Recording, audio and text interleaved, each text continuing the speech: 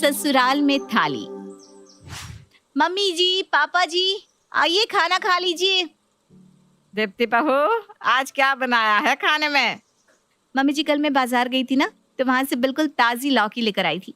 देखिए लौकी की कितनी बढ़िया सब्जी बनी है, देखकर ही आपके मुंह में पानी आ जाएगा। अरे तू अपनी लौकी की सब्जी ना अपने पास ही रख ले। हम तो परेशान हो गए तेरे हर रोज के इस हरी सब्जियों के प्रेम से। रोज रोज वही टिंडा, तौरी, लौकी, भिंडी। इसके अलावा कभी कोई और चीज भी बना लिया कर। तेरी सब्जियों के नाम सुनकर ना मेरी भूख ही मर जाती है। कैसी बात कर रही हैं मम्मी जी आप? मैं आप लोगों के लिए चुन चुनकर ताजी हरी सब्जियां लेकर आती हूँ, ताकि उसे खाकर सब लोग स्वस्थ रहें। अरे एक आप है, किस तरह से हरी सब्जियों के कारण मेरा अपमान कर रही हैं? अच्छा ठीक है, सुन लिया तेरा भाषण। जा जाकर फूल के सेंक ला। हर समय भाषण देती रहती है, हरी सब्जियां खाओ, ताजी सब्जियां खाओ। अरे हम कोई मरीज थोड़ी ना है। दीप्ति जानती थी कि इस घर में सबको बस स्वाद से ही मतलब है। पोषण और स्वास्थ्य के बारे में बताने का मतलब भैंस के आगे बीन बजाना है। अब इतने दिनों से उसे ये तो समझ आ ही चुका था कि सास हो या ननद, घर में सभी लोग एक नंबर के चटोरे हैं। सास मनोरमा का तो कोई ऐसा दिन नहीं गुजरता था जब वो बाजार से गोलगप्पे या टिक्की लाकर ना खाती हो। बस इसीलिए दीप्ति की पूरी कोशिश रहती कि कुछ नहीं तो घर में ही कम तेल मसाले वाला सादा खाना बनाकर सबको खिलाए, ताकि सबकी सेहत ठीक बनी रहे। लेकिन इस बात के लिए उसे कभी तारीफ नहीं मिलती थी। उल्टा जिसको देखो वो खाने की थाली देखकर मुंह बिचका लेता था। शाम के समय, अरे दीप्ति, खाना बन गया कि नहीं? भाई जोरों की भूख लगी है, जल्दी जल्दी खाना लगा दो। अरे आप बैठिए ना, खाना बिल्कुल तैयार है, मैं अब भी गर्मा गर्म खाना परोसती हूँ। मनोज हाथ मुंह धोकर डाइनिंग टेबल पर आकर बैठता है तो देखता है कि दीप्ति ने खाने में गर्मा गर्म दाल, चावल और रोटियां बनाई है। साथ में गाजर और मूली का सलाद भी रखा हुआ है। क्या है यार, ये रोज रोज तुम दाल बनाकर रख देती हो। मुझे नहीं खानी तुम्हारी दाल। कैसी बात कर रहे हैं आप? दाल तो सबसे आसानी से पचने वाला भोजन है। रात के समय अगर दाल खाकर सोएंगे ना, तो आपकी सेहत हमेशा दुरुस्त रहेगी। आप ही बताइए, प्रोटीन के लिए आप दिन भर में क्या खाते हैं? प्रोटीन की पूर्ति करने के लिए तो मैं रात को दाल बना देती हूँ। अरे यार, तुम ना अपना ये भाषण फिर से शुरू मत करो। मुझे तुम्हारा भाषण नहीं सुनना। कभी तो ढंग का खाना खिला दिया करो यार। कितने खुशी खुशी मैं घर लौटा था कि आज तो कुछ बढ़िया सा खाऊंगा, लेकिन तुम्हारा ये दाल चावल देखकर मेरी भूखी मर जाती है। रख लो अपना खाना अपने पास, मुझे नहीं खाना। दीप्ति को बातें सुनाने के बाद मनोज वहां से उठकर अपने कमरे में चला जाता है। लो, ये क्या बात हुई? खाना भी नहीं खाया और ऐसे ही थाली सरकाकर चले गए। पता नहीं इस घर में सही बात किसी को समझ में क्यों नहीं आती। अरे मैं सबकी दुश्मन थोड़ी ना हूँ। मैं दाल चावल इसलिए बनाती हूँ क्योंकि मुझे पता है खाना खाने के बाद यहाँ सबको सीधा बिस्तर पकड़ना होता है। अगर रात में कुछ भारी बना दूंगी तो उसे रात के समय डाइजेस्ट करना अपने आप में बीमारियों को न्योता देने के बराबर होता है। इसीलिए तो मैं रात के समय जानबूझकर हल्का खाना बनाती हूँ, ताकि मेरे आलसी ससुराल वालों की सेहत सही रहे। लेकिन इस घर में तो अच्छाई का इनाम हमेशा यही होता है जो अभी अभी मुझे मिला। अगले दिन सुबह नाश्ते के समय, भाभी जल्दी से नाश्ता लगा दो, कॉलेज के लिए लेट हो जाऊंगी मैं। नाश्ता बिल्कुल तैयार है, मैं लेकर आ ही रही थी। रेखा जल्दी से डाइनिंग टेबल पर बैठ जाती है। जैसे ही वो कैसरॉल खोलकर देखती है तो उसे देखकर उसकी त्योरियां चढ़ जाती है। ये क्या है भाभी? आपने आज फिर चुकंदर के पराठे बनाकर रख दिए। आपसे तो कुछ भी कहना बेकार है। अरे चुकंदर के पराठे कौन खाता है? मुझे तो चुकंदर की शक्ल से नफरत है। ऊपर से आप रोज रोज नाश्ते में यही बनाकर देती हो। अरे आप समझती क्यों नहीं रेखा दीदी? आपकी बॉडी में खून की कमी बताई है डॉक्टर ने, इसीलिए आपके लिए चुकंदर, अनार जैसी चीज खाना बहुत जरूरी है। अब आप तो चुकंदर के नाम से इतना चिढ़ जाती है कि खाना तो दूर की बात है। इसीलिए मैं सुबह सुबह 6 बजे उठकर आपके लिए चुकंदर के पराठे बनाती हूँ, ताकि कम मात्रा में ही सही लेकिन आपको आयरन तो मिल सके। भाभी, आपको ना मेरी माँ बनने की कोई जरूरत नहीं है। मेरा हीमोग्लोबिन कम है ना, भुगत लूंगी मैं। आपको मेरी जरूरत से ज्यादा चिंता करने की कोई जरूरत नहीं है। और हाँ, मैं कॉलेज जा रही हूँ, अब आप ही खा लीजिए ये चुकंदर के पराठे। अरे रेखा दीदी सुनिए तो। रहने दो भाभी, आप यही चाहती थी ना कि मैं खाली पेट ही चली जाऊं, तो ठीक है। अब पीछे से रोकने का क्या मतलब है? सुबह स्नैक्स के नाम पर किशमिश और चने खिलाती हूँ, नाश्ते में चुकंदर के पराठे, और रात में स्वीट डिश मांगो तो एप्पल काट कर पकड़ा देती हो। अरे कौन खाता है ऐसा खाना? किस दुनिया में जी रही हो भाभी आप? पता नहीं भैया को आप में क्या पसंद आया। जिस दिन से आप हमारे घर में आई हो ना, सबके टेस्ट की बैंड बजा कर रख दी है। कल मम्मी भी बोल रही थी, एकदम तंग आ चुकी है आपके खाने से। जब मम्मी पापा भैया कोई भी आपसे खुश नहीं है, तब कुछ समझ में क्यों नहीं आता कि आपको हमारे टेस्ट के अकॉर्डिंग ही खाना बनाना चाहिए। ठीक है, मान लिया, हो गई मुझसे गलती। आज के बाद मैं वही बनाऊंगी जो आप लोगों को चाहिए, और फिर उसके बाद अगर किसी ने भी मुझसे शिकायत की ना, तो मुझसे बुरा कोई नहीं होगा। रोज रोज के ताने सुनकर दीप्ति भी बहुत परेशान हो चुकी थी, इसलिए उसने फैसला किया कि अब वो ऐसा खाना बनाएगी कि सबकी अकल ठिकाने आ जाए।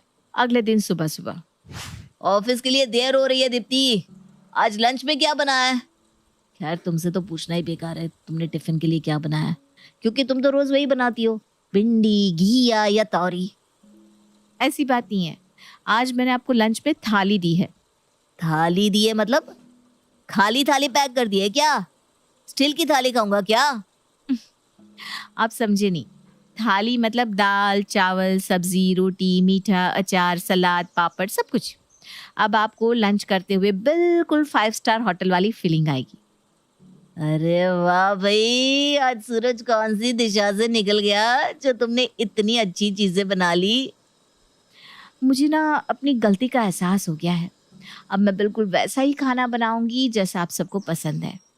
दीप्ति की बात सुनकर मनोज खुशी खुशी लंच बॉक्स लेकर ऑफिस पहुंचता है लंच के समय। अरे यार रोहन, बड़ा जोरों की भूख लग रही है, क्या लाया है लंच में? अरे भाई, मेरी बीवी तो आज सुबह से सोकर ही नहीं उठी, इसलिए मैं टिफिन लेकर ही नहीं आया। लेकिन मनोज आज बहुत बड़ा डब्बा लेकर आया है, देखते भाभी जी ने आज क्या पैक करके दिया है उसे। मनोज, लंच का टाइम हो गया है भाई, खोल भी दे अपना पिटारा, हम भी देखे आज इस 5 मंजिला टिफिन बॉक्स में क्या भर के लाया है तू।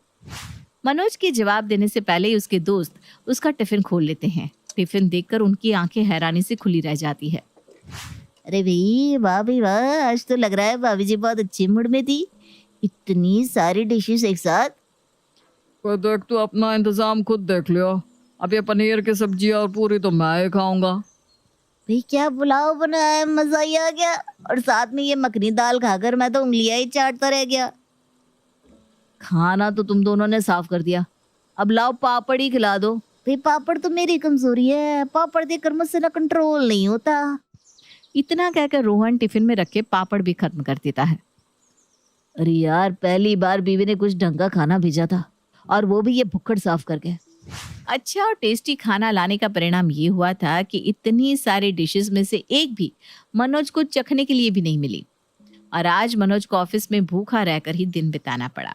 उधर दोपहर में, दीप्ति ला बेटा लगा दे खाना, भूख लग गई है। दीप्ति सास ससुर का खाना लगाती है। डाइनिंग टेबल पर तरह तरह के पकवान देखकर ससुर का तो मुंह खुला रह जाता है। अरे दीप्ति बेटा, आज कोई खास बात है क्या? लगता है आज तुम्हारा जन्मदिन है, तभी तुमने इतने सारे पकवान बनाए। नहीं नहीं पापा जी, ऐसी कोई बात नहीं है, आज मेरा जन्मदिन नहीं है। बस मैंने सोचा कि अब से मैं आप सबकी पसंद का खाना बनाकर आप सबको खुश रखूंगी। मेरी वजह से आप सभी को बहुत तकलीफ हुई है ना, अब मैं आप लोगों को और परेशान नहीं करना चाहती। अरे चल अच्छा है, तेरी अकल तो ठिकाने आ गई। चल अब जल्दी से परोस दे, क्या क्या बनाया है तूने? मम्मी जी, पूरी है, पनीर की सब्जी है, पुलाव है, दाल मखनी और मीठे में रसगुल्ला भी है। जी भरकर खाइए। अरे मेरे तो मुंह में पानी आ गया इतना बढ़िया खाना देखकर। दीप्ति सबको भर पेट खाना खिला देती है, जिससे आज पहली बार उसकी सास और ससुर काफी खुश नजर आ रहे थे। शाम के समय, बेटा पेट में ना कुछ ऐठन सी हो रही है, तू ऐसा कर दाल चावल बना लेना, सुबह सबने हैवी खाना खाया है ना। नहीं नहीं मम्मी जी, अब मैं दाल चावल नहीं बनाऊंगी। दाल चावल देखकर ना मनोज जी बहुत गुस्सा हो जाते हैं, और मैंने तो कसम ली है कि अब मैं कोई ऐसा खाना नहीं बनाऊंगी कि कोई खाने की थाली छोड़कर उठ जाए। शाम के समय दीप्ति लौकी के मसालेदार कोफ्ते बनाती है। कोफ्ते वाकई बेहद स्वादिष्ट बने थे, इसलिए सभी ओवर ईटिंग कर लेते हैं, और बेचारा मनोज तो सुबह से भूखा था, इसलिए वो तो कोफ्ते देखकर उन पर बिल्कुल टूट ही पड़ता है। सुबह के नाश्ते के समय, रेखा आओ जल्दी नाश्ता कर लो, देखो आज छोले भटूरे बने हैं, तुम जी भर कर खाओ। अरे भाभी, आज तो आपने सच्ची दिल ही जीत लिया मेरा। अब प्लीज ना रोज ऐसा ही टेस्टी टेस्टी नाश्ता बनाया करो। क्यों नहीं ननद रानी, आपका हुक्म सर आंखों पर।